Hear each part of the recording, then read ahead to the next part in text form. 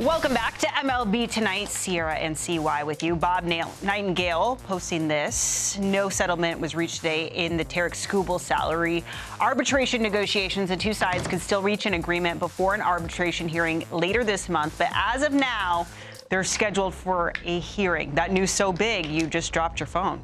I did. Did you hear that? Yep. And John Heyman, he reported that the Yankees were interested, all right, in getting Skubal, but that they would have to trade basically half the team in order to get them. So Brian Hoke posting this: Yanks exploring starting pitcher trade market as they await Cole's return. So with Garrett Cole not expected to be back until late May or early June, Yankees need a stopgap. And Hoke is reporting that the Yankees have remained engaged with other available options, including talks with the Nationals about left-hander Mackenzie Gore and with the Brewers about right-hander Freddie Peralta. So my question to you, CY, is what do the Yankees have to offer in order to steal an ace away from one of these teams? What's interesting to me is if the Yankees were in the hunt for even an Edward Cabrera, and they weren't willing to part ways with Spencer Jones, let's say, what the reports are saying. You're probably going to have to give up more than that to get Mackenzie Gore or Peralta. Not saying that they're better, but you're talking about Peralta, who's a guy who's a potential ace of a playoff team with the Brewers. He was their ace. Exactly. He's the ace this year, but he's only making, quote, I'll say only in quotes, $8 million.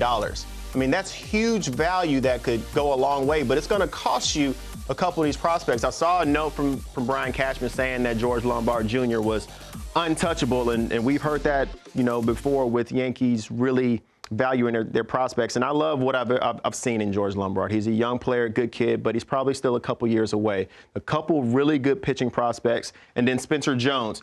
If I'm the Yankees, I have to consider at least moving Spencer Jones.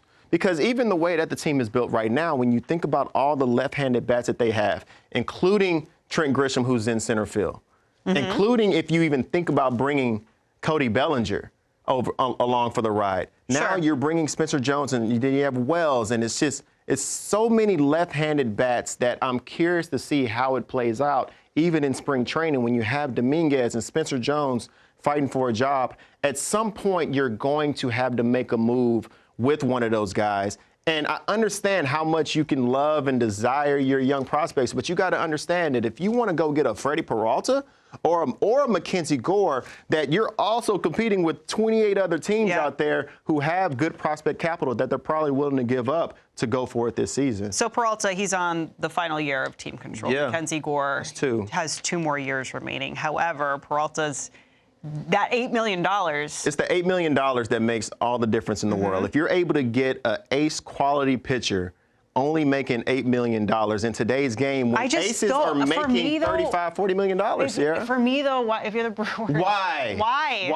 I can't. And I understand they have a history of trading their big arms. Corbin Burns, Devin Williams. But I don't see why.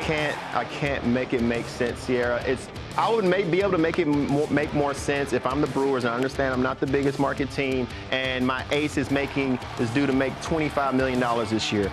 Okay, I get it. And I know we've traded away Corbin Burns. I know we've traded away Devin Williams. I know we've traded away. I understand you want to get something back in return. As you should. You should definitely get something back, but is your return going to be worth potentially losing another guy? We've seen in free agency with the Astros, and I understand this is free agency and it's very different, but if you keep losing your star players, sooner or later it's going to start to tip in the wrong direction. And maybe they trade Freddie Peralta and still find a way to win the division and shock everybody, but I just do not believe you can continue to give up your star players over and over again and still feel like you have this winning environment, this winning atmosphere in your clubhouse. I would be disappointed for the Brewers and Brewers fans to see Freddie Peralta get traded right now. Okay, so if these teams, I'm talking about the Nats and the Brewers, if they aren't a great match for a trade with the Yankees, who is on the free agent market that would be a viable target for their starting rotation? For the Yankees? For the Yankees. I think you find yourself in a real problem because you have to figure out how many innings am I trying to fill? How long is Rodon going to be out? Well, Max Fried, Cam Schlittler, yeah, Clark Will Warren, Schmidt is supposed to be second half. Garrett Cole is supposed to have a normal spring, but you're not going to see him in April. Carlos but those Rendon, guys all carried the brunt last season. They did. They all had heavy workloads, but I don't know how much the heavy, like with Max Fried and Will Warren or Cam Schlittler, the heavy workload that they had last year, I don't see that carrying over to this year. Just because they had a heavy workload last year doesn't mean that they can't have a heavy load. That's why you got it. You got to go out. Yeah, you got to somebody. always have accessory pieces. That's why you have That's why you add Ryan Yarbrough, to where you know that he can be a guy who can move to the bullpen, but in the very beginning, when the season starts, he can be a guy to fit really well into your starting rotation.